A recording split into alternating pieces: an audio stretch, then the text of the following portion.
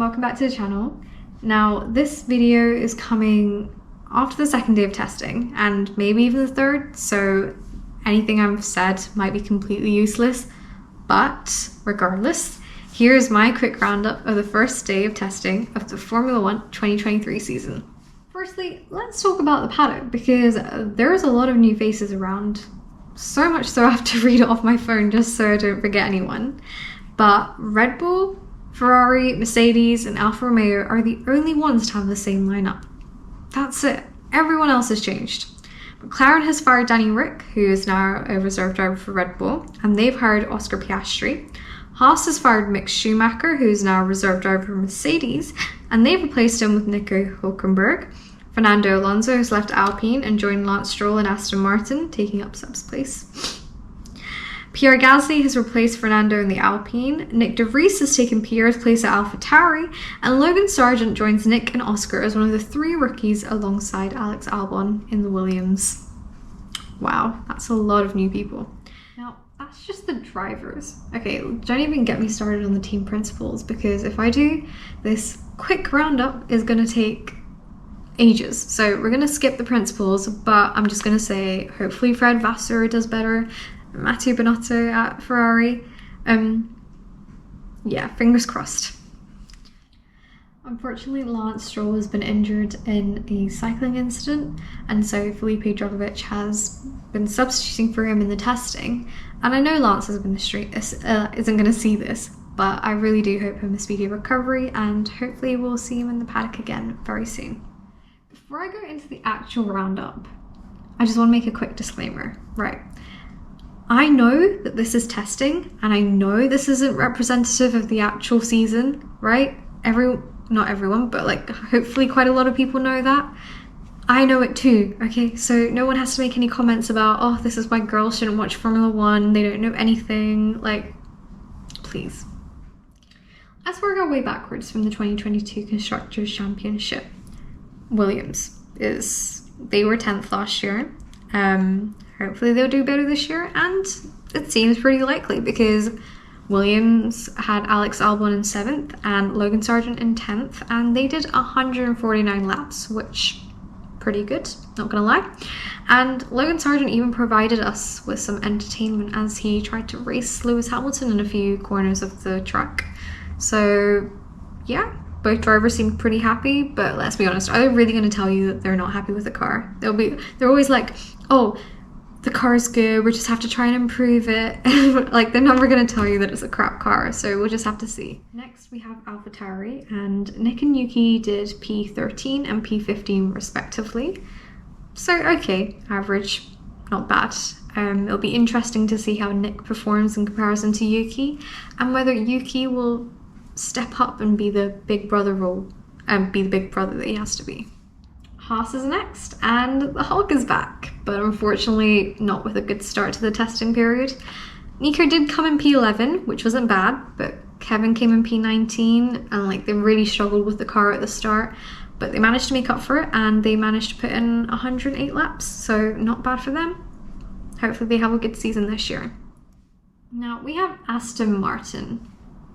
They've surprised everyone, like everyone, because they are fast. Fernando Alonso, P2 after doing 60 laps. And this was after a floor issue, like his floor broke up like during pit stop or something. So, and then we've got Felipe, who only managed to get 40 done because he actually caused the first red flag of the session and only managed to do P14. But Fernando Alonso, P2. So Aston Martin is one to watch out for. Alfa Romeo had a pretty average testing. No issues, good reliability. Both drivers did over 60 laps, and Zhou Guanyu came in P8 and Valtteri Bottas came in P12. So a pretty good start.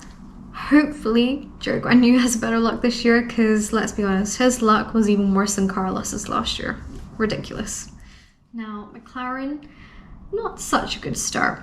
Oscar started the day and he did 52 laps and got P18. Lando did get P5, but he only managed to put 40 laps in because he had a brake issue and like the wheel fairing had to be like duct taped up and everything. So not a good start. And the car wasn't also as quick as the others, 322 kilometers per hour, I think. So they need to find some pace there. Gasly and Ocon were P16 and P17 respectively, the French pair in the Alpine. Testing went okay, no reliability issues. They did 113 laps, so not bad. But unfortunately, it seems the Mercedes curse has been passed on to the Alpine because they were porpoising ridiculously, like really badly. They did have a rule change, which meant that the floors had to be heightened by 1.5 centimeters, I think, but apparently that didn't work for them. So hopefully they get on top of that issue. Now, Mercedes, they put 152 laps combined during the day, which was the second highest, so very good. So no reliability issues, and best of all, no porpoising. GR was in P9 and Lewis Hamilton was in P6, so all in all, a good day of testing for them. Let's talk about Ferrari now. Carlos was very quick. He was quick throughout the morning and ended up with a P3, and Charles a P4, so not bad from that aspect. One of the biggest things that was an issue for them last year was reliability, but they managed to put in 136 laps, so it seems to be doing okay, but we'll have to see. They did have a little gimmick on the car, actually. They had like a little dimple that would appear and disappear based on whether they were accelerating or braking. But unfortunately, it wasn't intentional. It was quite fun to watch, but they fixed it, so it's okay. Finally, we have Red Bull. Now, they're the only team to send out one driver, which of course is the reigning champion, Max Verstappen. And he topped the charts and did a whopping 157 laps. That was the most out of everyone, which makes sense because it was the only one driver, so they didn't have to like change the setup for the other ones. But yeah, 157 laps, and the car also went the fastest at 326 kilometers an hour. So it looks like another strong year for Max. We'll see. That's my roundup of the first day of testing, and hopefully I'll see you again for day 2. Bye!